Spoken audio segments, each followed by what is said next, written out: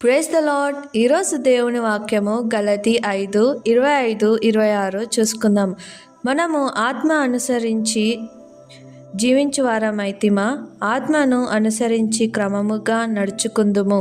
ఒకరినొకరు వివాదమునకు రేపకయు, ఒకరి అందొకరు అసూయపడకయు, వృధాగా అతిశయపడకయు ఉందుము అని దేవుని వాక్యం సెలవిస్తుంది.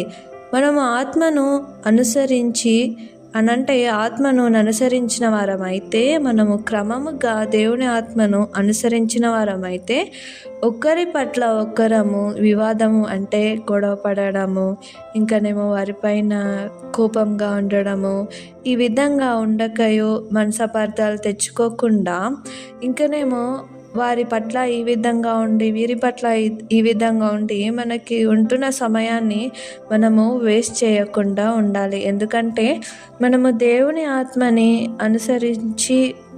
అనుసరించిన వారముగా ఉంటున్నాం కాబట్టి. బయటి వారికి వీరు ఎవరంటే వీరు క్రైస్తవులు అని చెప్తారు. మరి క్రైస్తవులు ఏ విధంగా ఉండాలండి?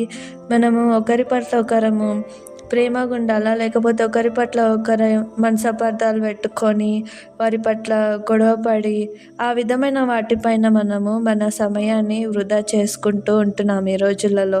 ఆ విధంగా ఉండకుండా మనము దేవుని ఆత్మని అనుసరించిన వారిగా ఉందాం. దేవుడి వాక్యాన్ని దీవించును గాక.